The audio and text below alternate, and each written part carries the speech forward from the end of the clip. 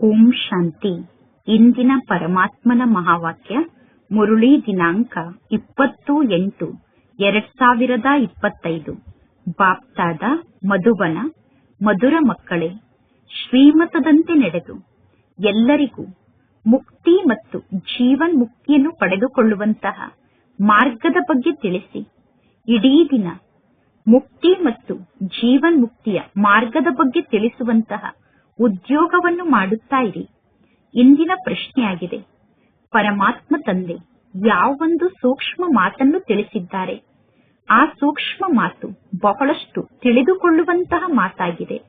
ಉತ್ತರ: ಸತ್ಯುಗ ಅಮರ ಲೋಕ ಆಗಿದೆ.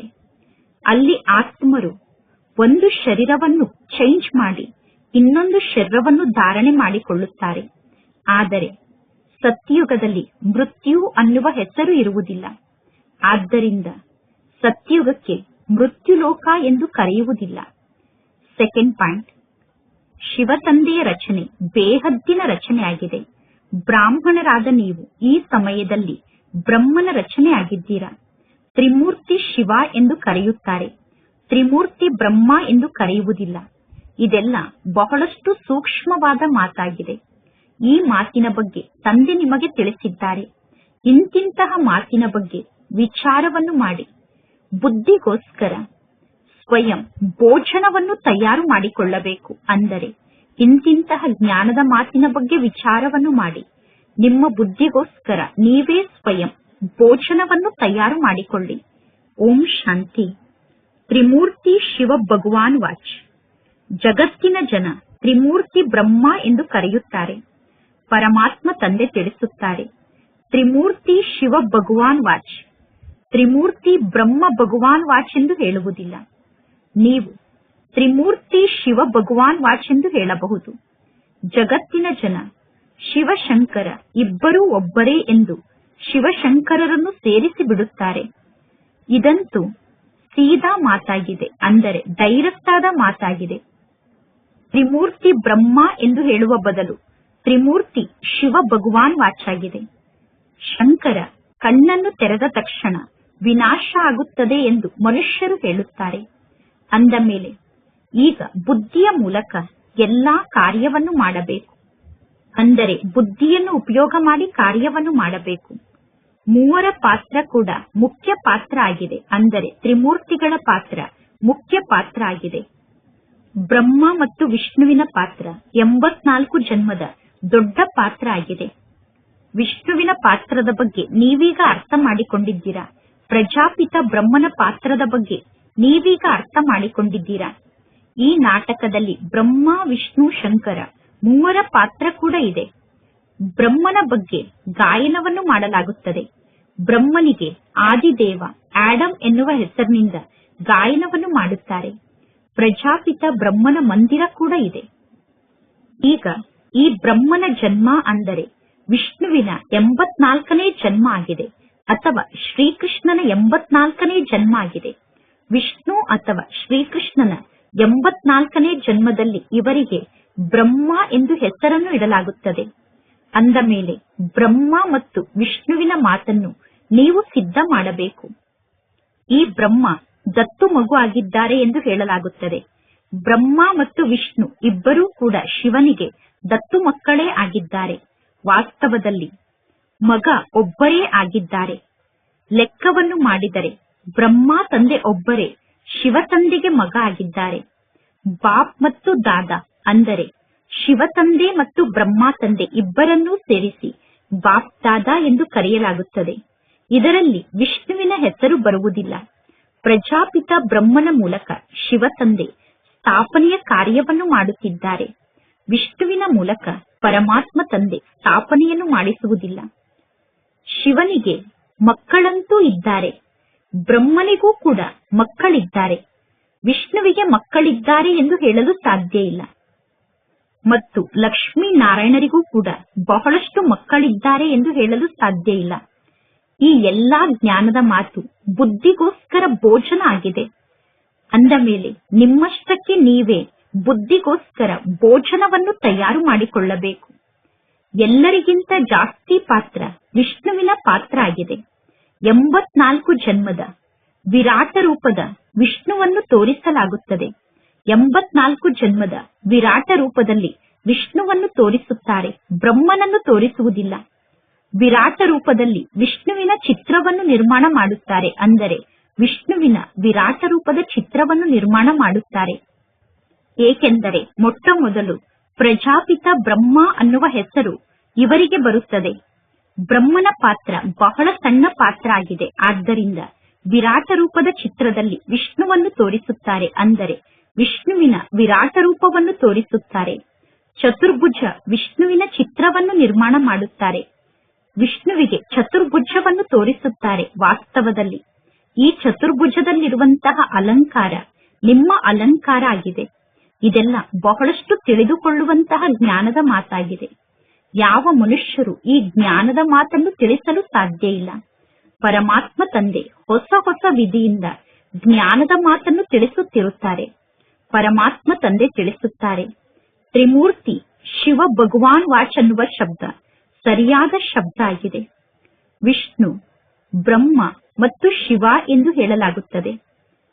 ಇದರಲ್ಲಿ ಪ್ರಜಾಪಿತ ಬ್ರಹ್ಮ ಕೂಡ ಶಿವ ತಂದೆಗೆ ಮಗ ಆಗಿದ್ದಾರೆ. ವಿಷ್ಣುವಿಗೆ ಶಿವ ತಂದೆಯ ಮಗ ಎಂದು ಹೇಳುವುದಿಲ್ಲ, ಬಲೆ ಪರಮಾತ್ಮ ತಂದೆ ರಚನೆಯನ್ನು ರಚಿಸುತ್ತಾರೆ ಎಂದು ಹೇಳಲಾಗುತ್ತದೆ. ಆದರೆ ಬ್ರಹ್ಮನ ರಚನೆಯೇ ಆಗುತ್ತದೆ ತಾನೆ. ಪರಮಾತ್ಮ ತಂದೆ ಬ್ರಹ್ಮನ ರಚನೆಯನ್ನು ಮಾಡುತ್ತಾರೆ. ಅದೇ ಬ್ರಹ್ಮ ತಂದೆ ನಂತರ ಪುನಃ ಭಿನ್ನ ಭಿನ್ನ ನಾಮರೂಪವನ್ನು ಧಾರಣೆ ಮಾಡಿಕೊಳ್ಳುತ್ತಾರೆ. ಅಂದ ಮೇಲೆ ಮುಖ್ಯ ಪಾತ್ರ ಈ ಬ್ರಹ್ಮ ತಂದೆಯ ಪಾತ್ರ ಆಗಿದೆ. ಬ್ರಹ್ಮನ ಪಾತ್ರ ಬಹಳ ಸಣ್ಣ ಪಾತ್ರ ಆಗಿದೆ. ಈ ಸಮಯದಲ್ಲಿ ಬಹಳ ಕಡಿಮೆ ಸಮಯದವರೆಗೆ ಬ್ರಹ್ಮನ ಪಾತ್ರ ನಡೆಯುತ್ತದೆ. ಎಷ್ಟು ಸಮಯದವರೆಗೆ ವಿಷ್ಣುವಿನ ರಾಜ್ಯ ಇರುತ್ತದೆ? ಇಡೀ ವೃಕ್ಷಕ್ಕೆ ಶಿವತಂದೆ ಬೀಜರೂಪ ಆಗಿದ್ದಾರೆ. ಶಿವತಂದೆಯ ರಚನೆಗೆ ಸಾಲಿಗ್ರಾಮ ಎಂದು ಕರೆಯಲಾಗುತ್ತದೆ. ಬ್ರಹ್ಮನ ರಚನೆಗೆ ಬ್ರಾಹ್ಮಣ ಬ್ರಾಹ್ಮಣಿಯರು ಎಂದು ಕರೆಯಲಾಗುತ್ತದೆ. ಶಿವತಂದೆಯ ರಚನೆ ಎಷ್ಟು ದೊಡ್ಡದಾಗಿದೆಯೋ ಬ್ರಹ್ಮನ ರಚನೆ ಅಷ್ಟು ದೊಡ್ಡದಾಗಲು ಸಾಧ್ಯ ಇಲ್ಲ. ಶಿವತಂದೆಯ ರಚನೆ ಬಹಳ ದೊಡ್ಡ ರಚನೆ ಆಗಿದೆ. ಶಿವತಂದೆಯ ರಚನೆಯಲ್ಲಿ ಬಹಳಷ್ಟು ಜನ ಇದ್ದಾರೆ. ಎಲ್ಲಾ ಆತ್ಮರು ಶಿವತಂದೆಗೆ ಮಕ್ಕಳೇ ಆಗಿದ್ದಾರೆ. ಬ್ರಹ್ಮನ ರಚನೆಯಲ್ಲಿ ಕೇವಲ ಬ್ರಾಹ್ಮಣರಾದ ನೀವಿದ್ದೀರಾ. ಬ್ರಾಹ್ಮಣರಾದ ನೀವು ಮಾತ್ರ ಬ್ರಹ್ಮನ ರಚನೆ ಆಗುತ್ತೀರಾ. ಅಂದ ಮೇಲೆ ಬ್ರಹ್ಮನ ರಚನೆ ಹದ್ದಿನ ರಚನೆ ಆಗುತ್ತದೆ. ನೀವೆಲ್ಲ ಹದ್ದಿನಲ್ಲಿ ಇದ್ದೀರಾ. ಶಿವತಂದೆಯ ರಚನೆ ಬೇಹದ್ದಿನ ರಚನೆ ಆಗಿದೆ. ಸರ್ವ ಆತ್ಮರು ಶಿವತಂದೆಯ ಬೇಹದ್ದಿನ ರಚನೆ ಆಗಿದ್ದಾರೆ. ಪರಮಾತ್ಮ ಶಿವತಂದೆ ಬೇಹದ್ದಿನ ಆತ್ಮರ ಕಲ್ಯಾಣವನ್ನು ಮಾಡುತ್ತಾರೆ. ಬ್ರಹ್ಮನ ಮೂಲಕ ಸ್ವರ್ಗದ ಸ್ಥಾಪನೆಯನ್ನು ಮಾಡುತ್ತಾರೆ. ಬ್ರಾಹ್ಮಣರಾದ ನೀವೇ ಸತ್ಯುಗಕ್ಕೆ ಹೋಗಿ ಸ್ವರ್ಗದ ನಿವಾಸಿಗಳಾಗುತ್ತೀರಾ. ಬ್ರಾಹ್ಮಣರಾದ ನಿಮ್ಮನ್ನು ಬಿಟ್ಟು ಬೇರೆ ಯಾರಿಗೂ ಸ್ವರ್ಗದ ನಿವಾಸಿಗಳು ಎಂದು ಕರೆಯಲು ಸಾಧ್ಯ ಇಲ್ಲ. ಎಲ್ಲರೂ ನಿರ್ವಾಣದ ನಿವಾಸಿಗಳಾಗುತ್ತಾರೆ ಅಥವಾ ಶಾಂತಿಧಾಮದ ನಿವಾಸಿಗಳಾಗುತ್ತಾರೆ. ಪರಮಾತ್ಮ ಶಿವತಂದೆ ಎಲ್ಲರಿಗಿಂತ ಶ್ರೇಷ್ಠ ಸೇವೆಯನ್ನು ಮಾಡುತ್ತಾರೆ. ಎಲ್ಲಾ ಆತ್ಮರನ್ನು ವಾಪಸ್ ಮನೆಗೆ ಕರೆದುಕೊಂಡು ಹೋಗುತ್ತಾರೆ. ಎಲ್ಲರ ಪಾತ್ರ ಬೇರೆ ಬೇರೆ ಆಗಿದೆ. ಶಿವತಂದೆ ಹೇಳುತ್ತಾರೆ, ನನ್ನ ಪಾತ್ರವೇ ಬೇರೆ ಆಗಿದೆ. ಎಲ್ಲರೂ ಲೆಕ್ಕಾಚಾರವನ್ನು ಚುಕ್ತ ಮಾಡಿಕೊಂಡು ವಾಪಸ್ ಮನೆಗೆ ಹೋಗುತ್ತಾರೆ. ಪರಮಾತ್ಮ ತಂದೆ ಎಲ್ಲರ ಲೆಕ್ಕಾಚಾರವನ್ನು ಚುಕ್ತ ಮಾಡಿಸಿ ನಿಮ್ಮನ್ನು ಪತಿತರಿಂದ ಪಾವನರನ್ನಾಗಿ ಮಾಡಿ ವಾಪಸ್ ಮನೆಗೆ ಕರೆದುಕೊಂಡು ಹೋಗುತ್ತಾರೆ. ಪಾವನರಾಗುವುದಕ್ಕೋಸ್ಕರ ಈಗ ಇಲ್ಲಿ ನೀವು ಪರಿಶ್ರಮವನ್ನು ಪಡುತ್ತಿದ್ದೀರಾ. ಇನ್ನು ಉಳಿದ ಎಲ್ಲಾ ಆತ್ಮರು ವಿನಾಶದ ಸಮಯದಲ್ಲಿ ತಮ್ಮ ಲೆಕ್ಕಾಚಾರವನ್ನು ಚುಕ್ತ ಮಾಡಿಕೊಂಡು ವಾಪಸ್ ಮನೆಗೆ ಹೋಗುತ್ತಾರೆ. ನಂತರ ಅವರು ಮುಕ್ತಿಧಾಮದಲ್ಲೇ ಕುಳಿತುಕೊಳ್ಳುತ್ತಾರೆ. ಸೃಷ್ಟಿಯ ಚಕ್ರ ಅಂತೂ ತಿರುಗಲೇಬೇಕು ತಾನೆ. ಈಗ ಮಕ್ಕಳಾದ ನೀವು ಬ್ರಹ್ಮನ ಮೂಲಕ ಬ್ರಾಹ್ಮಣರಾಗಿ ನಂತರ ದೇವತೆ ಆಗುತ್ತೀರಾ. ಬ್ರಾಹ್ಮಣರಾದ ನೀವು ಶ್ರೀಮತದಂತೆ ಪರಮಾತ್ಮ ತಂದೆಯ ಸೇವೆಯನ್ನು ಮಾಡುತ್ತೀರಾ. ನೀವೀಗ ಕೇವಲ ಮನುಷ್ಯರಿಗೆ ಮಾರ್ಗದ ಬಗ್ಗೆ ತಿಳಿಸಬೇಕು. ನೀವು ಮುಕ್ತಿ ಮತ್ತು ಜೀವನ್ ಮುಕ್ತಿಯನ್ನು ಪಡೆದುಕೊಳ್ಳಬೇಕು ಎಂದು ಬಯಸಿದರೆ ಈ ರೀತಿ ಪಡೆದುಕೊಳ್ಳಬಹುದು ಎಂದು ಮನುಷ್ಯರಿಗೆ ಮಾರ್ಗದ ಬಗ್ಗೆ ತಿಳಿಸಬೇಕು. ಮುಕ್ತಿ ಮತ್ತು ಜೀವನ್ ಮುಕ್ತಿ ಎರಡರ ಬೀಗದ ಕೈ ನಿಮ್ಮ ಕೈಯಲ್ಲೇ ಇದೆ. ನಿಮಗೆ ಗೊತ್ತಿದೆ ಯಾರ್ಯಾರು ಮುಕ್ತಿಗೆ ಹೋಗುತ್ತಾರೆ, ಯಾರ್ಯಾರು ಜೀವನ್ ಮುಕ್ತಿಗೆ ಹೋಗುತ್ತಾರೆ ಎಂದು. ಇಡೀ ದಿನ ಮುಕ್ತಿ ಮತ್ತು ಜೀವನ್ ಮುಕ್ತಿಯ ಬಗ್ಗೆ ಎಲ್ಲರಿಗೂ ಮಾರ್ಗವನ್ನು ತೋರಿಸುವುದೇ ನಿಮ್ಮ ಕರ್ತವ್ಯ ಆಗಿದೆ. ಹೇಗೆ ಕೆಲವರು ಆಹಾರ ಧಾನ್ಯವನ್ನು ವ್ಯಾಪಾರ ಮಾಡುವಂತಹ ಉದ್ಯೋಗವನ್ನು ಮಾಡುತ್ತಿರುತ್ತಾರೆ, ಅಂದ ಮೇಲೆ ಇಡೀ ದಿನ ಅವರ ಬುದ್ಧಿಯಲ್ಲಿ ಧಾನ್ಯಗಳ ನೆನಪೇ ಇರುತ್ತದೆ.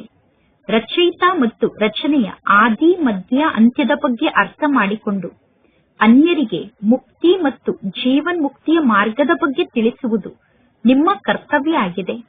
ಯಾರು ಈ ಧರ್ಮದ ಆತ್ಮರಾಗಿದ್ದಾರೋ ಅವರು ಪುನಃ ಈ ಧರ್ಮಕ್ಕೆ ಬರುತ್ತಾರೆ. ಇನ್ನು ಬಹಳಷ್ಟು ಧರ್ಮದ ಆತ್ಮರಿದ್ದಾರೆ, ಅವರು ಪರಿವರ್ತನೆ ಆಗಲು ಸಾಧ್ಯ ಇಲ್ಲ. ಹೇಗೆ ಆಂಗ್ಲೋ ಕ್ರಿಶ್ಚಿಯನ್ನರು ಕಪ್ಪಾಗಿ ಇರುತ್ತಾರೆ, ರೂಪ ಅಂತೂ ಪರಿವರ್ತನೆ ಆಗುವುದಿಲ್ಲ. ಕೇವಲ ಅವರ ಧರ್ಮವನ್ನು ಚೇಂಜ್ ಮಾಡಲಾಗುತ್ತದೆ. ಅವರ ಶಾರೀರಿಕ ಚಿತ್ರ ಅಂತೂ ಎಂದೂ ಚೇಂಜ್ ಆಗುವುದಿಲ್ಲ. ಅವರು ಕೇವಲ ಧರ್ಮವನ್ನು ಒಪ್ಪಿಕೊಳ್ಳುತ್ತಾರೆ, ಧರ್ಮವನ್ನು ಸ್ವೀಕಾರ ಮಾಡುತ್ತಾರೆ. ಕೆಲವರು ಬೌದ್ಧಿ ಧರ್ಮಕ್ಕೆ ಮಾನ್ಯತೆಯನ್ನು ನೀಡುತ್ತಾರೆ, ಅಂದರೆ ಬೌದ್ಧಿ ಧರ್ಮವನ್ನು ಒಪ್ಪಿಕೊಳ್ಳುತ್ತಾರೆ, ಬೌದ್ಧಿ ಧರ್ಮವನ್ನು ಸ್ವೀಕಾರ ಮಾಡುತ್ತಾರೆ. ಏಕೆಂದರೆ ದೇವಿ ದೇವತಾ ಧರ್ಮ ಪ್ರಾಯಲೋಪ ಆಗಿದೆ. ಆದಿ ಸನಾತನ ದೇವಿ ದೇವತಾ ಧರ್ಮದ ಆತ್ಮ ನಾನಾಗಿದ್ದೇನೆ ಎಂದು ಹೇಳುವಂತವರು ಜಗತ್ತಿನಲ್ಲಿ ಒಬ್ಬರೂ ಇಲ್ಲ. ದೇವತೆಗಳ ಚಿತ್ರಗಳು ಕೆಲಸಕ್ಕೆ ಬರುತ್ತದೆ. ಆತ್ಮ ಅಂತೂ ಅವಿನಾಶಿಯಾಗಿದೆ. ಎಂದೂ ಕೂಡ ಆತ್ಮ ಸಾಯುವುದಿಲ್ಲ. ಆತ್ಮ ಒಂದು ಶರೀರವನ್ನು ತ್ಯಾಗ ಮಾಡಿ ಇನ್ನೊಂದು ಶರೀರವನ್ನು ಧಾರಣೆ ಮಾಡಿಕೊಂಡು ಪಾತ್ರವನ್ನು ಅಭಿನಯ ಮಾಡುತ್ತದೆ. ಈ ಕಲಿಯುಗಕ್ಕೆ ಮೃತ್ಯುಲೋಕ ಎಂದು ಕರೆಯುತ್ತೇವೆ, ಆದರೆ ಸತ್ಯುಗಕ್ಕೆ ಮೃತ್ಯುಲೋಕ ಎಂದು ಕರೆಯುವುದಿಲ್ಲ. ಸತ್ಯುಗ ಅಮರಲೋಕ ಆಗಿದೆ. ಕೇವಲ ಶರೀರ ಮಾತ್ರ ಬದಲಾಗುತ್ತದೆ. ಈ ಎಲ್ಲಾ ಮಾತು ಬಹಳಷ್ಟು ಸೂಕ್ಷ್ಮವಾಗಿ ಅರ್ಥ ಮಾಡಿಕೊಳ್ಳುವಂತಹ ಜ್ಞಾನದ ಮಾತಾಗಿದೆ. ಬಹಳಷ್ಟು ಬೆಲೆ ಬಾಳುವಂತಹ ಉಪಹಾರ ಇದಲ್ಲ. ಹೇಗೆ ಮದುವೆ ನಡೆಯುತ್ತದೆ, ಮದುವೆಯ ಸಮಯದಲ್ಲಿ ಯಾರು ಸಣ್ಣ ಸಣ್ಣ ಕೆಲಸವನ್ನು ಮಾಡುತ್ತಾರೋ ಅವರಿಗೆ ಸಣ್ಣ ಉಡುಗೊರೆಯನ್ನು ನೀಡುತ್ತಾರೆ. ಇನ್ನು ಬಹಳಷ್ಟು ಹತ್ತಿರದ ಸಂಬಂಧಿಗಳಿಗೆ ಬಹಳ ದೊಡ್ಡ ಉಡುಗೊರೆಯನ್ನು ನೀಡುತ್ತಾರೆ. ಮದುವೆಯ ಸಂದರ್ಭದಲ್ಲಿ ಕೆಲವರು ತಾವು ನೀಡುವಂತಹ ಉಡುಗೊರೆಯನ್ನು ಎಲ್ಲರಿಗೂ ತೋರಿಸಿಕೊಡುತ್ತಾರೆ. ಕೆಲವರು ಬಾಕ್ಸ್ನಲ್ಲಿ ಉಡುಗೊರೆಯನ್ನು ಬಂದ್ ಮಾಡಿ ಯಾರಿಗೂ ಕಾಣದಂತೆ ಉಡುಗೊರೆಯನ್ನು ಕೊಡುತ್ತಾರೆ. ಭಿನ್ನ ಭಿನ್ನ ಪ್ರಕಾರದ ಜನ ಇರುತ್ತಾರೆ.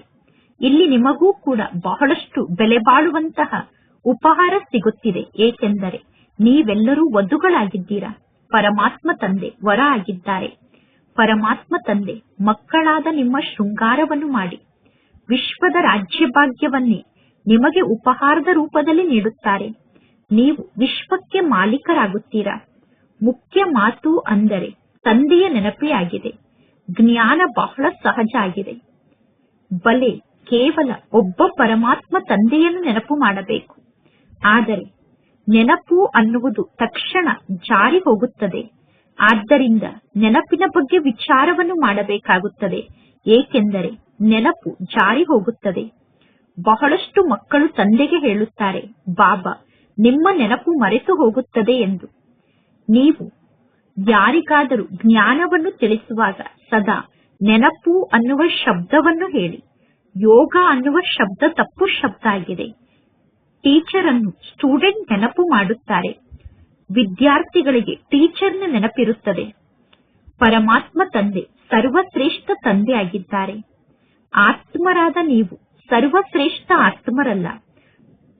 ಪರಮಾತ್ಮ ತಂದೆ ಸರ್ವಶ್ರೇಷ್ಠ ಆಗಿದ್ದಾರೆ. ಆತ್ಮ ಸರ್ವಶ್ರೇಷ್ಠ ಅಲ್ಲ. ಏಕೆಂದರೆ ನೀವು ಪತಿತರಾಗಿದ್ದೀರಾ. ಈಗ ನೀವು ಪರಮಾತ್ಮ ತಂದೆಯನ್ನು ನೆನಪು ಮಾಡಿ.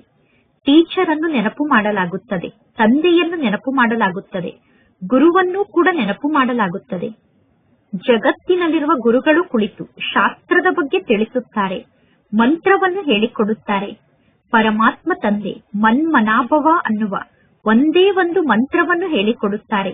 ನಂತರ ಏನಾಗುತ್ತದೆ? ನಂತರ ಮಧ್ಯಾಚೀಭವ ಅಂದರೆ ತಂದೆಯನ್ನು ನೆನಪು ಮಾಡುವುದರಿಂದ ನೀವು ವಿಷ್ಣುಪುರಿಗೆ ಹೋಗುತ್ತೀರಾ. ಆದರೆ ಸತ್ಯಯುಗದಲ್ಲಿ ಎಲ್ಲರೂ ರಾಜಾರಾಣಿ ಆಗುವುದಿಲ್ಲ. ರಾಜ, ರಾಣಿ ಮತ್ತು ಪ್ರಜೆಗಳು ಇರುತ್ತಾರೆ ತಾನೆ. ಮುಖ್ಯ ಮಾತು ಅಂದರೆ ತ್ರಿಮೂರ್ತಿಯ ಮಾತಾಗಿದೆ. ಶಿವ ತಂದೆಯ ನಂತರ ಬ್ರಹ್ಮ ತಂದೆ ಇದ್ದಾರೆ. ನಂತರ ಈ ಸಂಪೂರ್ಣ ಮನುಷ್ಯ ಸೃಷ್ಟಿ ಅಂದರೆ ಪರಮಾತ್ಮ ತಂದೆ ಬ್ರಹ್ಮನ ಮೂಲಕ ಬ್ರಾಹ್ಮಣರ ರಚನೆಯನ್ನು ಮಾಡುತ್ತಾರೆ. ನಂತರ ಬ್ರಾಹ್ಮಣರಿಗೆ ಕುಳಿತು ತಂದೆ ಶಿಕ್ಷಣವನ್ನು ಕಲಿಸುತ್ತಾರೆ. ಇದೆಲ್ಲ ಹೊಸ ಮಾತಾಗಿದೆ. ಬ್ರಾಹ್ಮಣಿಯರಾದ ನೀವೆಲ್ಲರೂ ಸೋದರ ಸೋದರಿಯರಾಗಿದ್ದೀರಾ. ಈ ಜ್ಞಾನ ಮಾರ್ಗದಲ್ಲಿರುವ ವೃದ್ಧರೂ ಕೂಡ ನಾವು ಪರಸ್ಪರ ಸೋದರ ಸೋದರಿಯರಾಗಿದ್ದೇವೆ ಎಂದು ಹೇಳುತ್ತಾರೆ. ಅಂದ ಮೇಲೆ ಆಂತರ್ಯದಲ್ಲಿ ನಾವೆಲ್ಲರೂ ಸೋದರ ಸೋದರಿಯರಾಗಿದ್ದೇವೆ ಅನ್ನುವುದನ್ನು ಅರ್ಥ ಮಾಡಿಕೊಳ್ಳಬೇಕು. ಸುಮ್ಮನೆ ಬೇರೆಯವರಿಗೆ ಬಾಯಿ ಮಾತಿಗೆ ಹೇಳುವುದಲ್ಲ. ಭಗವಂತ ತಂದೆ ಪ್ರಜಾಪಿತ ಬ್ರಹ್ಮನ ಮೂಲಕ ಸೃಷ್ಟಿಯನ್ನು ರಚಿಸಿದ್ದಾರೆ. ಅಂದ ಮೇಲೆ ಎಲ್ಲರೂ ಸೋದರ ಸೋದರಿಯರೇ ಆಗಿದ್ದೇವೆ. ಈಗ ಒಬ್ಬ ಪ್ರಜಾಪಿತ ಬ್ರಹ್ಮನಿಗೆ ಎಲ್ಲರೂ ಮಕ್ಕಳಾಗಿದ್ದೇವೆ. ಇದೆಲ್ಲ ತಿಳಿದುಕೊಳ್ಳುವಂತಹ ಜ್ಞಾನದ ಮಾತಾಗಿದೆ. ಈಗ ಮಕ್ಕಳಾದ ನಿಮಗೆ ಬಹಳಷ್ಟು ಖುಷಿ ಇರಬೇಕು. ನಮಗೆ ಯಾರು ಶಿಕ್ಷಣವನ್ನು ಕಲಿಸುತ್ತಿದ್ದಾರೆ ಅನ್ನುವ ಖುಷಿ ನಿಮಗೆ ಬಹಳಷ್ಟು ಇರಬೇಕು. ಶಿವ ತಂದೆ ನಮಗೆ ಶಿಕ್ಷಣವನ್ನು ಕಲಿಸುತ್ತಿದ್ದಾರೆ. ತ್ರಿಮೂರ್ತಿ ಶಿವ ಎಂದು ಹೇಳಲಾಗುತ್ತದೆ. ಬ್ರಹ್ಮನ ಪಾತ್ರ ಈ ಸಮಯದಲ್ಲಿ ಬಹಳ ಸಣ್ಣ ಪಾತ್ರ ಆಗಿದೆ. ಬ್ರಹ್ಮನ ಪಾತ್ರ ಸ್ವಲ್ಪ ಸಮಯದವರೆಗೆ ನಡೆಯುತ್ತದೆ. ವಿಷ್ಣುವಿನ ಪಾತ್ರ ಸತ್ಯುಗದ ರಾಜ್ಯದಲ್ಲಿ 8 ಜನ್ಮದವರೆಗೂ ನಡೆಯುತ್ತದೆ. ಅಂದರೆ 8 ರಾಜ್ಯ ಗದ್ದಿಗೆ ಸತ್ಯುಗದಲ್ಲಿ ಇರುತ್ತದೆ ತಾನೆ. ಬ್ರಹ್ಮನ ಪಾತ್ರ ಕೇವಲ ಒಂದೇ ಜನ್ಮದ ಪಾತ್ರ ಆಗಿದೆ. ವಿಷ್ಣುವಿನ ಪಾತ್ರ ಸತ್ಯುಗದಲ್ಲಿ 8 ಜನ್ಮದ ಪಾತ್ರ ಆಗಿದೆ. ಅಂದ ಮೇಲೆ ವಿಷ್ಣುವಿನ ಪಾತ್ರಕ್ಕೆ ದೊಡ್ಡ ಪಾತ್ರ ಎಂದು ಕರೆಯಲಾಗುತ್ತದೆ. ತ್ರಿಮೂರ್ತಿ ಶಿವ ತಂದೆ ಮುಖ್ಯ ಆಗಿದ್ದಾರೆ. ನಂತರ ಬ್ರಹ್ಮನ ಪಾತ್ರ ಬ್ರಹ್ಮ ತಂದೆಯ ಮೂಲಕ ಮಕ್ಕಳಾದ ನಿಮ್ಮನ್ನು ಪರಮಾತ್ಮ ತಂದೆ ವಿಷ್ಣುಪುರಿಗೆ ಮಾಲೀಕರನ್ನಾಗಿ ಮಾಡುತ್ತಾರೆ. ಬ್ರಹ್ಮನ ಮೂಲಕ ಬ್ರಾಹ್ಮಣರ ರಚನೆ ಆಗುತ್ತದೆ. ನಂತರ ಅದೇ ಬ್ರಾಹ್ಮಣರೇ ದೇವತೆ ಆಗುತ್ತಾರೆ. ಅಂದ ಮೇಲೆ ಈ ಬ್ರಹ್ಮ ತಂದೆ ಅಲೌಕಿಕ ತಂದೆ ಆಗಿದ್ದಾರೆ. ಸ್ವಲ್ಪ ಸಮಯಕ್ಕೋಸ್ಕರ ಈ ಬ್ರಹ್ಮ ತಂದೆ ನಮಗೆ ತಂದೆಯಾಗಿದ್ದಾರೆ ಎಂದು ಎಲ್ಲರೂ ಒಪ್ಪಿಕೊಳ್ಳುತ್ತಾರೆ. ಆದಿದೇವ, ಆಡಮ್ ಮತ್ತು ಬೀಬಿ ಎಂದು ಕರೆಯಲಾಗುತ್ತದೆ. ಅಂದರೆ ಆದಿದೇವ ಮತ್ತು ಆದಿದೇವಿ ಎಂದು ಕರೆಯಲಾಗುತ್ತದೆ. ಆದಿದೇವ ಮತ್ತು ಆದಿದೇವಿ ಇರದೆ ಸೃಷ್ಟಿಯನ್ನು ಹೇಗೆ ರಚನೆ ಮಾಡಲು ಸಾಧ್ಯ? ಆದಿದೇವ ಮತ್ತು ಆದಿದೇವಿ ಇರಲೇಬೇಕು ತಾನೆ. ಬ್ರಹ್ಮನ ಪಾತ್ರ ಕೇವಲ ಈ ಸಂಗಮ ಯುಗದಲ್ಲಿ ನಡೆಯುವಂತಹ ಪಾತ್ರ ಆಗಿದೆ. ದೇವತೆಗಳ ಪಾತ್ರ ಪುನಃ ಸತ್ಯಯುಗದಲ್ಲಿ ಬಹಳ ಸಮಯದವರೆಗೂ ನಡೆಯುತ್ತದೆ. ದೇವತೆಗಳು ಕೇವಲ ಸತ್ಯಯುಗದಲ್ಲಿ ಇರುತ್ತಾರೆ. ಸತ್ಯಯುಗದಲ್ಲಿ ಮಾತ್ರ ದೇವತೆಗಳ ಪಾತ್ರ ನಡೆಯುತ್ತದೆ ಎಂದು ಹೇಳಲಾಗುತ್ತದೆ. ತ್ರೇತಾಯುಗದ ನಿವಾಸಿಗಳಿಗೆ ಕ್ಷತ್ರಿಯರು ಎಂದು ಕರೆಯಲಾಗುತ್ತದೆ. ಇದೆಲ್ಲ ಬಹಳಷ್ಟು ಆಳವಾದ ರಹಸ್ಯದ ಜ್ಞಾನದ ಮಾತಾಗಿದೆ. ಈಗ ಇಲ್ಲಿ ನಿಮಗೆ ಬಹಳಷ್ಟು ಆಳವಾದ ಜ್ಞಾನದ ಪಾಯಿಂಟ್ ಪ್ರಾಪ್ತಿಯಾಗುತ್ತದೆ. ಎಲ್ಲಾ ಜ್ಞಾನದ ಮಾತಿನ ಬಗ್ಗೆ ತಂದೆ ಒಂದೇ ಸಮಯದಲ್ಲಿ ವರ್ಣನೆಯನ್ನು ಮಾಡಲು ಸಾಧ್ಯ ಇಲ್ಲ. ಜಗತ್ತಿನ ಜನ ತ್ರಿಮೂರ್ತಿ ಬ್ರಹ್ಮ ಎಂದು ಹೇಳುತ್ತಾರೆ. ಶಿವ ತಂದೆಯನ್ನು ತ್ರಿಮೂರ್ತಿಯ ಚಿತ್ರದಲ್ಲಿ ಮಾಯ ಮಾಡಿಬಿಟ್ಟಿದ್ದಾರೆ. ನಾವೀಗ ಪುನಃ ತ್ರಿಮೂರ್ತಿ ಶಿವ ಎಂದು ಹೇಳುತ್ತೇವೆ. ಜಗತ್ತಿನಲ್ಲಿರುವ ಎಲ್ಲಾ ಚಿತ್ರ ಭಕ್ತಿ ಮಾರ್ಗದ ಚಿತ್ರ ಆಗಿದೆ. ಬ್ರಹ್ಮನ ಮೂಲಕ ಪ್ರಜೆಗಳನ್ನು ರಚನೆ ಮಾಡಲಾಗುತ್ತದೆ. ನಂತರ ನೀವೇ ದೇವತೆಗಳಾಗುತ್ತೀರಾ. ವಿನಾಶದ ಸಮಯದಲ್ಲಿ ಪ್ರಾಕೃತಿಕ ವಿಕೋಪ ಕೂಡ ನಡೆಯುತ್ತದೆ. ವಿನಾಶ ಅಂತೂ ಆಗಲೇಬೇಕು. ಕಲಿಯುಗದ ನಂತರ ಪುನಃ ಸತ್ಯುಗ ಬರುತ್ತದೆ. ಅಂದ ಮೇಲೆ ಎಲ್ಲರ ಶರೀರದ ವಿನಾಶ ಆಗಲೇಬೇಕು. ಎಲ್ಲವೂ ಪ್ರತ್ಯಕ್ಷದಲ್ಲಿ ನಡೆಯಲೇಬೇಕು. ಕೇವಲ ಶಂಕರ ಕಣ್ಣನ್ನು ತೆರೆದ ತಕ್ಷಣ ವಿನಾಶ ಆಗಲು ಸಾಧ್ಯ ಇಲ್ಲ. ಯಾವಾಗ ಸ್ವರ್ಗ ಮಾಯ ಆಗುತ್ತದೆಯೋ ಆ ಸಮಯದಲ್ಲೂ ಕೂಡ ಒಮ್ಮೆ ಭೂಕಂಪ ಆಗುತ್ತದೆ. ಅಂದ ಮೇಲೆ ಆ ಸಮಯದಲ್ಲಿ ಶಂಕರ ಕಣ್ಣನ್ನು ಇದೇ ರೀತಿ ತೆರೆಯುತ್ತಾರೇನು? ಗಾಯನ ಕೂಡ ಇದೆ. ದ್ವಾರಿಕೆ ಅಥವಾ ಲಂಕೆ ನೀರಿನ ಒಳಗಡೆ ಮುಳುಗಿ ಹೋಯಿತು ಎಂದು. ಈಗ ಪರಮಾತ್ಮ ತಂದೆ ತಿಳಿಸುತ್ತಾರೆ, ಕಲ್ಲು ಬುದ್ಧಿಯವರನ್ನು ಪಾರಸ ಬುದ್ಧಿಯವರನ್ನಾಗಿ ಮಾಡಲು ನಾನು ಬಂದಿದ್ದೇನೆ. ಮನುಷ್ಯರು ಹೇ ಪತಿತ ಪಾವನ ಬನ್ನಿ ಎಂದು ತಂದೆಯನ್ನು ಕೂಗಿ ಕರೆಯುತ್ತಾರೆ. ಪತಿತ ಪಾವನ ತಂದೆ ನೀವು ಬಂದು ಪಾವನ ಜಗತ್ತನ್ನು ನಿರ್ಮಾಣ ಮಾಡಿ ಎಂದು ಹೇಳುತ್ತಾರೆ. ಆದರೆ ಈಗ ಇದು ಕಲಿಯುಗ ಆಗಿದೆ. ಕಲಿಯುಗದ ನಂತರ ಸತ್ಯುಗ ಬರುತ್ತದೆ ಅನ್ನುವುದು ಅವರಿಗೆ ಗೊತ್ತಿಲ್ಲ. ಈಗ ಮಕ್ಕಳಾದ ನೀವು ಖುಷಿಯಲ್ಲಿ ನೃತ್ಯವನ್ನು ಮಾಡಬೇಕು. ವಕೀಲರಾಗುವಂತಹ ಪರೀಕ್ಷೆಯನ್ನು ಪಾಸ್ ಮಾಡಿದಾಗ ಆಂತರ್ಯದಲ್ಲಿ ಅವರು ತಿಳಿದುಕೊಳ್ಳುತ್ತಾರೆ, ನಾನು ಈಗ ವಕೀಲಾಗಿ ಇಷ್ಟು ಹಣವನ್ನು ಸಂಪಾದನೆ ಮಾಡುತ್ತೇನೆ, ನಂತರ ಮನೆಯನ್ನು ಕಟ್ಟಿಸಿಕೊಳ್ಳುತ್ತೇನೆ, ಈ ರೀತಿ ಮಾಡುತ್ತೇನೆ, ಆ ರೀತಿ ಮಾಡುತ್ತೇನೆ ಎಂದು. ಅಂದ ಮೇಲೆ ಈಗ ನೀವು ಸತ್ಯವಾಗಿ ಸಂಪಾದನೆಯನ್ನು ಮಾಡಿಕೊಳ್ಳುತ್ತಿದ್ದೀರಾ. ಸ್ವರ್ಗದಲ್ಲಿ ಎಲ್ಲಾ ಹೊಸ ವಸ್ತುಗಳು ನಿಮಗೆ ಪ್ರಾಪ್ತಿಯಾಗುತ್ತದೆ. ಸ್ವರ್ಗದಲ್ಲಿ ಹೊಸ ಮಾಲ್ ನಿಮಗೆ ಸಿಗುತ್ತದೆ. ಅಂದ ಮೇಲೆ ವಿಚಾರ ಮಾಡಿ, ಸೋಮನಾಥನ ಮಂದಿರದಲ್ಲಿ ಏನಿತ್ತು? ಸೋಮನಾಥನ ಮಂದಿರದಲ್ಲಿ ಎಷ್ಟೊಂದು ಸಂಪತ್ತಿತ್ತು.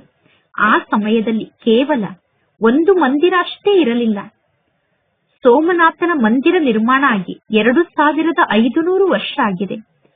ಅಂತಹ ಮಂದಿರವನ್ನು ನಿರ್ಮಾಣ ಮಾಡಲು ಅವಶ್ಯವಾಗಿ ಜಾಸ್ತಿ ಸಮಯ ಬೇಕಾಗಿರಬೇಕು. ಮಂದಿರದಲ್ಲಿ ಪೂಜೆ ಕೂಡ ನಡೆಯುತ್ತದೆ. ನಂತರ ಆ ಮಂದಿರದಲ್ಲಿರುವ ಸಂಪತ್ತನ್ನು ಲೂಟಿ ಮಾಡಿಕೊಂಡು ಹೋಗುತ್ತಾರೆ. ಮಂದಿರವನ್ನು ನಿರ್ಮಾಣ ಮಾಡಿದ ತಕ್ಷಣವೇ ಅವರು ಬಂದು ಸಂಪತ್ತನ್ನು ಲೂಟಿ ಮಾಡಿಕೊಂಡು ಹೋಗುವುದಿಲ್ಲ. ಬಹಳಷ್ಟು ಇಂತಹ ಮಂದಿರಗಳು ಇರುತ್ತದೆ. ಪೂಜೆಯನ್ನು ಮಾಡುವುದಕ್ಕೋಸ್ಕರ ಇಂತಹ ಅನೇಕ ಮಂದಿರವನ್ನು ನಿರ್ಮಾಣ ಮಾಡಿದ್ದಾರೆ. ಈಗ ನಿಮಗೆ ಗೊತ್ತಿದೆ, ಶಿವ ತಂದೆಯನ್ನು ನೆನಪು ಮಾಡುತ್ತಾ ನಾವು ಚಿನ್ನದ ಯುಗಕ್ಕೆ ಹೋಗುತ್ತೇವೆ. ಶಿವ ತಂದೆಯ ನೆನಪಿನ ಮೂಲಕ ಆತ್ಮ ಪವಿತ್ರ ಆಗುತ್ತದೆ. ಅಂದ ಮೇಲೆ ಪರಿಶ್ರಮವನ್ನು ಪಡಬೇಕು. ಪರಿಶ್ರಮವನ್ನು ಪಡದೇ ಇದ್ದರೆ ಯಾವ ಕೆಲಸವೂ ನಡೆಯುವುದಿಲ್ಲ. ಸೆಕೆಂಡ್ನಲ್ಲಿ ಜೀವನ್ ಮುಕ್ತಿ ಎಂದು ಗಾಯನ ಇದೆ. ಆದರೆ ಸೆಕೆಂಡ್ನಲ್ಲಿ ಜೀವನ್ ಮುಕ್ತಿ ಹಾಗೆ ಪ್ರಾಪ್ತಿಯಾಗುವುದಿಲ್ಲ. ಈ ಎಲ್ಲಾ ಮಾತಿನ ಬಗ್ಗೆ ಮಕ್ಕಳಿಗೆ ಅರ್ಥ ಮಾಡಿಸಲಾಗುತ್ತದೆ. ಪರಮಾತ್ಮ ತಂದೆಗೆ ಮಕ್ಕಳಾದರೆ ಅವಶ್ಯವಾಗಿ ಜೀವನ್ ಮುಕ್ತಿ ಸಿಗುತ್ತದೆ. ಈಗ ನೀವು ಮುಕ್ತಿಧಾಮಕ್ಕೆ ಹೋಗುವುದಕ್ಕೋಸ್ಕರ ಪರಿಶ್ರಮವನ್ನು ಪಡುತ್ತಿದ್ದೀರಾ. ಮುಕ್ತಿಧಾಮಕ್ಕೆ ಹೋಗುವುದಕ್ಕೋಸ್ಕರ ಪರಮಾತ್ಮ ತಂದೆಯ ನೆನಪಿನಲ್ಲಿ ಸ್ಥಿತ ಆಗಬೇಕು. ದಿನ ಪ್ರತಿದಿನ ಕಳೆದಂತೆ ತಂದೆ ಮಕ್ಕಳ ಬುದ್ಧಿಯನ್ನು ಶುದ್ಧ ಮಾಡುತ್ತಾ ಹೋಗುತ್ತಾರೆ. ಪರಮಾತ್ಮ ತಂದೆ ತಿಳಿಸುತ್ತಾರೆ, ನಾನು ನಿಮಗೆ ಬಹಳಷ್ಟು ರಹಸ್ಯದ ಜ್ಞಾನದ ಮಾತನ್ನು ತಿಳಿಸುತ್ತೇನೆ. ಮೊದಲು ಇಷ್ಟೊಂದು ರಹಸ್ಯದ ಜ್ಞಾನದ ಮಾತನ್ನು ತಿಳಿಸಿರಲಿಲ್ಲ. ಆತ್ಮ ಬಿಂದು ಆಗಿದೆ, ಪರಮಾತ್ಮ ತಂದೆ ಕೂಡ ಬಿಂದು ಆಗಿದ್ದಾರೆ ಅನ್ನುವ ರಹಸ್ಯದ ಮಾತನ್ನು ಯಜ್ಞದ ಆದಿಯ ಸಮಯದಲ್ಲೇ ತಂದೆ ಹೇಳಿರಲಿಲ್ಲ. ಮೊದಲೇ ಏಕೆ ಇಂತಹ ಜ್ಞಾನದ ಮಾತನ್ನು ತಂದೆ ತಿಳಿಸಲಿಲ್ಲ ಎಂದು ನೀವು ಪ್ರಶ್ನೆಯನ್ನು ಕೇಳುವಂತೆ ಇಲ್ಲ. ಏಕೆಂದರೆ ಮೊದಲೇ ಇಂತಹ ಮಾತನ್ನು ತಿಳಿಸುವುದು ನಾಟಕದಲ್ಲಿ ಫಿಕ್ಸ್ ಆಗಿರಲಿಲ್ಲ. ಒಂದು ವೇಳೆ ಮೊದಲೇ ಆತ್ಮ ಬಿಂದು ಆಗಿದೆ, ಪರಮಾತ್ಮ ತಂದೆ ಕೂಡ ಬಿಂದು ಆಗಿದ್ದಾರೆ ಅನ್ನುವ ಮಾತನ್ನು ತಿಳಿಸಿದ್ದರೆ ನಿಮಗೆ ಅರ್ಥ ಆಗುತ್ತಿರಲಿಲ್ಲ. ತಂದೆ ನಿಧಾನವಾಗಿ ಈ ಎಲ್ಲಾ ಜ್ಞಾನದ ಮಾತನ್ನು ತಿಳಿಸುತ್ತಾರೆ. ಈಗ ಇದು ರಾವಣ ರಾಜ್ಯ ಆಗಿದೆ. ರಾವಣ ರಾಜ್ಯದಲ್ಲಿ ಎಲ್ಲರೂ ದೇಹಾಭಿಮಾನಕ್ಕೆ ವಶ ಆಗಿದ್ದಾರೆ.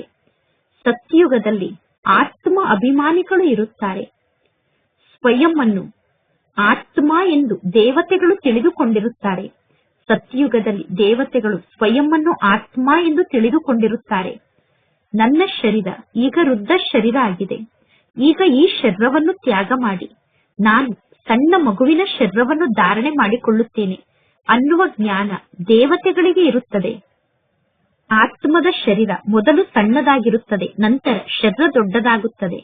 ಈ ಕಲಿಯುಗದಲ್ಲಿ ಕೆಲವರಿಗೆ ಜಾಸ್ತಿ ಆಯಸ್ಸಿರುತ್ತದೆ, ಕೆಲವರಿಗೆ ಕಡಿಮೆ ಆಯಸ್ಸಿರುತ್ತದೆ, ಕೆಲವರಿಗೆ ಅಕಾಲ ಮೃತ್ಯು ಬರುತ್ತದೆ, ಕೆಲವರಿಗೆ 125 ವರ್ಷದವರೆಗೂ ಆಯಸ್ಸಿರುತ್ತದೆ. ಅಂದ ಮೇಲೆ ಪರಮಾತ್ಮ ತಂದೆ ತಿಳಿಸುತ್ತಾರೆ, ತಂದೆಯ ಮೂಲಕ ನಾವೀಗ ಆಸ್ತಿಯನ್ನು ಪಡೆದುಕೊಳ್ಳುತ್ತಿದ್ದೇವೆ ಅನ್ನುವ ಖುಷಿ ನಿಮಗೆ ಬಹಳಷ್ಟು ಇರಬೇಕು. ಗಂಧರ್ವ ವಿವಾಹವನ್ನು ಮಾಡಿಕೊಂಡು ಖುಷಿಯಲ್ಲಿ ಇರುವ ಮಾತಿಲ್ಲ. ಗಂಧರ್ವ ವಿವಾಹವನ್ನು ಮಾಡಿಕೊಳ್ಳುವುದು ಕೂಡ ಒಂದು ದುರ್ಬಲತೆಯಾಗಿದೆ. ಕುಮಾರಿ ಒಂದು ವೇಳೆ ನಾನು ಪವಿತ್ರ ಆಗಿ ಇರಬೇಕು ಎಂದು ಬಯಸಿದರೆ ಯಾರು ಕುಮಾರಿಗೆ ಹೊಡೆಯಲು ಸಾಧ್ಯ ಇಲ್ಲ. ಜ್ಞಾನ ಮಕ್ಕಳ ಬುದ್ಧಿಯಲ್ಲಿ ಕಡಿಮೆ ಇದೆ. ಆದ್ದರಿಂದ ಬ್ರಹ್ಮ ಕುಮಾರಿಯಾಗಿ ಇರಲು ಭಯ ಪಡುತ್ತಾರೆ. ಸಣ್ಣ ಕುಮಾರಿಯರಿಗೆ ಒಂದು ವೇಳೆ ಯಾರಾದರೂ ಹೊಡೆದಾಗ ರಕ್ತ ಬಂದರೂ ಕೂಡ ಆ ಸಣ್ಣ ಕುಮಾರಿಯರು ಹೋಗಿ ಪೊಲೀಸರಿಗೆ ರಿಪೋರ್ಟ್ ಅನ್ನು ಕೊಟ್ಟರೆ ನಂತರ ಯಾರು ಹೊಡೆದಿರುತ್ತಾರೋ ಅವರಿಗೆ ಶಿಕ್ಷೆ ಸಿಗುತ್ತದೆ. ಪ್ರಾಣಿಗಳಿಗೂ ಕೂಡ ಯಾರಾದರೂ ಹೊಡೆದರೆ ಅವರ ಮೇಲೆ ಕೇಸನ್ನು ಹಾಕಲಾಗುತ್ತದೆ, ಅವರಿಗೆ ಫೈನ್ ಅನ್ನು ಹಾಕಲಾಗುತ್ತದೆ. ಮಕ್ಕಳಾದ ನಿಮಗೆ ಯಾರೂ ಹೊಡೆಯಲು ಸಾಧ್ಯ ಇಲ್ಲ. ಕುಮಾರರಿಗೂ ಕೂಡ ಹೊಡೆಯಲು ಸಾಧ್ಯ ಇಲ್ಲ. ಕುಮಾರರು ತಮಗೋಸ್ಕರ ತಾವೇ ಸಂಪಾದನೆಯನ್ನು ಮಾಡಿಕೊಳ್ಳಬಹುದು. ಕುಮಾರರು ಶರೀರ ನಿರ್ವಹಣೆಯನ್ನು ಮಾಡಿಕೊಳ್ಳಬಹುದು. ಹೊಟ್ಟೆ ಜಾಸ್ತಿ ಊಟವನ್ನು ಮಾಡುವುದಿಲ್ಲ. ಮನುಷ್ಯರ ಹೊಟ್ಟೆ 4 ಅಥವಾ 5 ರೂಪಾಯಿಯಲ್ಲಿ ತುಂಬುತ್ತದೆ. ಒಬ್ಬ ಮನುಷ್ಯ ದಿನದಲ್ಲಿ 400 ಅಥವಾ 500 ರೂಪಾಯಿಯನ್ನು ಖರ್ಚು ಮಾಡಿದರೆ, ಇನ್ನೊಬ್ಬ ಮನುಷ್ಯ ದಿನದಲ್ಲಿ 4 ಅಥವಾ 5 ರೂಪಾಯಿಯನ್ನು ಖರ್ಚು ಮಾಡುತ್ತಾರೆ. ಯಾರ ಬಳಿ ಬಹಳಷ್ಟು ಹಣ ಇರುತ್ತದೆಯೋ ಅವರಿಗೆ ಆಸೆ ಕೂಡ ಬಹಳಷ್ಟು ಜಾಸ್ತಿ ಇರುತ್ತದೆ. ಬಡವರ ಬಳಿ ಹಣ ಇಲ್ಲ, ಆದ್ದರಿಂದ ಅವರಿಗೆ ಆಸೆ ಕೂಡ ಇರುವುದಿಲ್ಲ. ಬಡವರು ಒಣಗಿದ ರೊಟ್ಟಿಯನ್ನು ತಿಂದು ಖುಷಿ ಪಡುತ್ತಾರೆ. ಈಗ ಮಕ್ಕಳಾದ ನಿಮಗೆ ಜಾಸ್ತಿ ಆಹಾರ ಪಾನೀಯದ ಇಚ್ಛೆ ಇರಬಾರದು. ನೀವೀಗ ಆಹಾರ ಪಾನೀಯದ ಗೊಂದಲದಲ್ಲಿ ಜಾಸ್ತಿ ಸಿಕ್ಕಿ ಹಾಕಿಕೊಳ್ಳಬಾರದು. ಊಟವನ್ನು ಮಾಡುವಂತಹ ಆಸಕ್ತಿಯನ್ನು ಬಹಳಷ್ಟು ಇಟ್ಟುಕೊಳ್ಳಬಾರದು.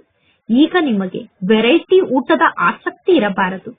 ನಿಮಗೆ ಗೊತ್ತಿದೆ, ಸತ್ಯಯುಗದಲ್ಲಿ ನಮಗೆ ಎಲ್ಲಾ ಪ್ರಕಾರದ ಆಹಾರ ಸಿಗುತ್ತದೆ. ಬೇಹದ್ದಿನ ರಾಜ್ಯಭಾಗ್ಯ ಸಿಗುತ್ತದೆ. ಬೇಹದ್ದಿನ ಸುಖ ಸಿಗುತ್ತದೆ. ಸತ್ಯಯುಗದಲ್ಲಿ ಯಾವುದೇ ಪ್ರಕಾರದ ರೋಗ ಇರುವುದಿಲ್ಲ. ಸತ್ಯಯುಗದಲ್ಲಿ ಆರೋಗ್ಯ, ಸಂಪತ್ತು, ಖುಷಿ ಎಲ್ಲವೂ ಇರುತ್ತದೆ. ಸತ್ಯಯುಗದಲ್ಲಿ ವೃದ್ಧಾಪ್ಯದವರೆಗೂ ಎಲ್ಲರೂ ಬಹಳ ಚೆನ್ನಾಗಿ ಇರುತ್ತಾರೆ. ಸತ್ಯಯುಗದಲ್ಲಿ ವೃದ್ಧಾಪ್ಯದವರೆಗೂ ಎಲ್ಲರಿಗೂ ಖುಷಿ ಇರುತ್ತದೆ. ಸತ್ಯಯುಗದಲ್ಲಿ ಯಾವುದೇ ಪ್ರಕಾರದ ತೊಂದರೆ ಇರುವುದಿಲ್ಲ. ಪ್ರಜೆಗಳು ಕೂಡ ಅಷ್ಟೇ ಖುಷಿಯಲ್ಲಿ ಇರುತ್ತಾರೆ. ಅಂದ ಮೇಲೆ ಎಂದೂ ಕೂಡ ಸತ್ಯಯುಗದಲ್ಲಿ ಪ್ರಜೆಗಳಾದರೂ ಪರವಾಗಿಲ್ಲ ಎಂದು ವಿಚಾರವನ್ನು ಮಾಡಬೇಡಿ. ಈ ಕಲಿಯುಗದಲ್ಲಿ ಹೇಗೆ ಕಾಡಿನಲ್ಲಿ ಜನ ಇರುತ್ತಾರೆ, ಬೇಟೆಗಾರರು ಇರುತ್ತಾರೆ, ಆ ರೀತಿ ಸತ್ಯಯುಗದಲ್ಲಿ ಪ್ರಜೆಗಳ ಸ್ಟೇಟಸ್ ಆಗಿದೆ. ಅಂದರೆ ಈ ಸಮಯದಲ್ಲಿ ಬೇಟೆಗಾರರ ಪದವಿ ಹೇಗಿದೆಯೋ ಹಾಗೆ ಸತ್ಯಯುಗದಲ್ಲಿ ಪ್ರಜೆಗಳ ಪದವಿ ಆಗಿರುತ್ತದೆ. ಸೂರ್ಯವಂಶಿ ಮನೆತನದಲ್ಲಿ ಲಕ್ಷ್ಮೀನಾರಾಯಣ ಆಗಲು ಪುನಃ ಬಹಳಷ್ಟು ಪುರುಷಾರ್ಥವನ್ನು ಮಾಡಬೇಕು. ಒಳ್ಳೆಯದು. ಮಧುರಾತಿ ಮಧುರ ಅಗಲಿ ಹೋಗಿ ಮರಳಿ ಸಿಕ್ಕಿರುವ ಮಕ್ಕಳ ಪ್ರತಿ ಮಾರ್ಪಿತಾ ಬಾಪ್ತಾದರವರ ನೆನಪು, ಪ್ರೀತಿ ಹಾಗೂ ಸುಪ್ರಭಾತ. ಆತ್ಮಿಕ ಮಕ್ಕಳಿಗೆ ಆತ್ಮಿಕ ತಂದೆಯ ನಮಸ್ತೆ. ಆತ್ಮಿಕ ತಂದೆಗೆ ಆತ್ಮಿಕ ಮಕ್ಕಳ ನೆನಪು, ಪ್ರೀತಿ ಹಾಗೂ ನಮಸ್ತೆ ನಮಸ್ತೆ ನಮಸ್ತೆ. ಧಾರಣೆಗೋಸ್ಕರ ಮುಖ್ಯ ಸಾರ. ಫಸ್ಟ್ ಪಾಯಿಂಟ್, ನಾವೆಲ್ಲರೂ ಬ್ರಹ್ಮನ ಹೊಸ ರಚನೆ. ಅಂದರೆ ನಾವೆಲ್ಲರೂ ಪರಸ್ಪರ ಸೋದರ ಸೋದರಿಯರಾಗಿದ್ದೇವೆ ಅನ್ನುವ ಮಾತನ್ನು ಆಂತರ್ಯದಲ್ಲಿ ತಿಳಿದುಕೊಳ್ಳಬೇಕು. ಈ ಮಾತನ್ನು ಯಾರಿಗೂ ಹೇಳುವ ಅವಶ್ಯಕತೆ ಇಲ್ಲ. ಸ್ವಯಂ ಶಿವತಂದೆ ನಮಗೆ ಶಿಕ್ಷಣವನ್ನು ಕಲಿಸುತ್ತಿದ್ದಾರೆ ಅನ್ನುವ ಖುಷಿಯಲ್ಲಿ ಸದಾ ಇರಬೇಕು. ಸೆಕೆಂಡ್ ಪಾಯಿಂಟ್, ಆಹಾರ ಪಾನೀಯದ ಗೊಂದಲದಲ್ಲಿ ಜಾಸ್ತಿ ಸಿಕ್ಕಿ ಹಾಕಿಕೊಳ್ಳಬಾರದು. ಅಂದರೆ ವೆರೈಟಿ ಆಹಾರವನ್ನು ತಯಾರು ಮಾಡಿ ಊಟ ಮಾಡಬೇಕು ಅನ್ನುವಂತಹ ಆಸಕ್ತಿಯಲ್ಲಿ ಜಾಸ್ತಿ ಸಿಕ್ಕಿ ಹಾಕಿಕೊಳ್ಳಬಾರದು. ಆಹಾರ ಪಾನೀಯದ ಆಸೆಯನ್ನು ತ್ಯಾಗ ಮಾಡಿ, ಎಲ್ಲಾ ಪ್ರಕಾರದ ಆಸೆಯನ್ನು ತ್ಯಾಗ ಮಾಡಿ ಬೇಹದ್ದಿನ ರಾಜ್ಯಭಾಗ್ಯದ ಸುಖವನ್ನು ನೆನಪು ಮಾಡಬೇಕು. ಇಂದಿನ ವರದಾನ ಆಗಿದೆ. ಅನೇಕ ಪ್ರಕಾರದ ಪ್ರವೃತ್ತಿಯಿಂದ ನಿವೃತ್ತರಾಗಿ ಇರುವಂತಹ ನಷ್ಟಮೋಹ ಸ್ಮೃತಿ ಸ್ವರೂಪರಾಗಿ ಸ್ವಯಂನ ಪ್ರವೃತ್ತಿ, ದೈವಿ ಪರಿವಾರದ ಪ್ರವೃತ್ತಿ, ಸೇವೆಯ ಪ್ರವೃತ್ತಿ, ಹದ್ದಿನ ಪ್ರಾಪ್ತಿಗಳ ಪ್ರವೃತ್ತಿ, ಈ ಎಲ್ಲಾ ಪ್ರವೃತ್ತಿಯಿಂದ ನಷ್ಟಮೋಹಿಗಳಾಗಬೇಕು. ಅಂದರೆ ಈ ಎಲ್ಲಾ ಪ್ರವೃತ್ತಿಯಿಂದ ಭಿನ್ನರಾಗುವುದಕ್ಕೋಸ್ಕರ ಬಾಪ್ತಾದರವರ ಸ್ನೇಹದ ರೂಪವನ್ನು ಸಮ್ಮುಖದಲ್ಲಿ ಇಟ್ಟುಕೊಂಡು ಆ ಸ್ನೇಹದ ರೂಪದ ಸ್ಮೃತಿ ಸ್ವರೂಪರಾಗಿ, ಸ್ಮೃತಿ ಸ್ವರೂಪರಾದಾಗ ಸ್ವತಃ ನಷ್ಟಮೋಹಿಗಳಾಗುತ್ತೀರ. ಪ್ರವೃತ್ತಿಯಿಂದ ನಿವೃತ್ತ ಆಗಬೇಕು. ಅಂದರೆ ನನ್ನತನವನ್ನು ಸಮಾಪ್ತಿ ಮಾಡಿಕೊಂಡು ನಷ್ಟಮೋಹಿಗಳಾಗಬೇಕು. ಈ ರೀತಿ ನಷ್ಟಮೋಹಿ ಆದಂತಹ ಮಕ್ಕಳು ಬಹಳ ಸಮಯದ ಪುರುಷಾರ್ಥದ ಆಧಾರದಿಂದ ಬಹಳ ಸಮಯದ ಪದವಿಯನ್ನು ಪ್ರಾಪ್ತಿ ಮಾಡಿಕೊಳ್ಳಲು ಅಧಿಕಾರಿಗಳಾಗುತ್ತಾರೆ. ಇಂದಿನ ಶ್ಲೋಗನ್ ಆಗಿದೆ, ಕಮಲ ಪುಷ್ಪದ ಸಮಾನ ಭಿನ್ನ ಆಗಿ, ಆಗ ಪರಮಾತ್ಮ ತಂದೆಯ ಪ್ರೀತಿ ಪ್ರಾಪ್ತಿಯಾಗುತ್ತದೆ. ಇಂದಿನ ಅವ್ಯಕ್ತ ಸೂಚನೆ ಆಗಿದೆ, ಸಹಜ ಯೋಗಿಗಳಾಗಬೇಕು ಎಂದು ಬಯಸಿದರೆ ಪರಮಾತ್ಮನ ಪ್ರೀತಿಯ ಅನುಭವವನ್ನು ಮಾಡಿ. ಯಾರು ನಂಬರ್ 1 ಪತಂಗ ಆಗಿದ್ದಾರೋ ಅವರಿಗೆ ಸ್ವಯಂನ, ಅಂದರೆ ಈ ದೇಹಾಭಿಮಾನದ ಹಗಲು ರಾತ್ರಿಯ ಹಸಿವು ಮತ್ತು ಬಾಯಾರಿಕೆಯ, ತಮ್ಮ ಸುಖದ ಸಾಧನದ ಆರಾಮ್ನ ಯಾವ ಮಾತಿನ ಆಧಾರವೂ ಇರುವುದಿಲ್ಲ. ಅಂದರೆ ಈ ಯಾವ ಮಾತನ್ನು ಅವರು ತಮ್ಮ ಜೀವನದ ಆಧಾರವನ್ನಾಗಿ ಮಾಡಿಕೊಳ್ಳುವುದಿಲ್ಲ. ಈ ಎಲ್ಲಾ ಪ್ರಕಾರದ ದೇಹದ ಸ್ಮೃತಿಯಿಂದ ಭಿನ್ನರಾಗಿ ನಿರಂತರ ಜ್ಯೋತಿಯಾದಂತಹ ಪರಮಾತ್ಮ ತಂದೆಯ ಪ್ರೀತಿಯಲ್ಲೇ ಲವಲೀನರಾಗಿರುತ್ತಾರೆ. ಹೇಗೆ ದೀಪ ಜ್ಯೋತಿ ಸ್ವರೂಪ ಆಗಿದೆ, ದೀಪದಲ್ಲಿ ಬೆಳಕಿನ ರೂಪವೂ ಇದೆ, ಶಕ್ತಿ ರೂಪವೂ ಇದೆ. ಅದೇ ರೀತಿ ಯಾರು ಜ್ಯೋತಿಯಾದಂತಹ ಪರಮಾತ್ಮ ತಂದೆಯ ಪ್ರೀತಿಯಲ್ಲಿ ಲವಲೀನ ಆಗಿರುತ್ತಾರೋ ಅವರು ಜ್ಯೋತಿಯಾದಂತಹ ತಂದೆಯ ಸಮಾನ ಸ್ವಯಂ ಬೆಳಕಿನ ಸ್ವರೂಪ ಮತ್ತು ಶಕ್ತಿ ಸ್ವರೂಪ ಆಗಿಬಿಡುತ್ತಾರೆ. ಒಳ್ಳೆಯದು. ಓಂ ಶಾಂತಿ.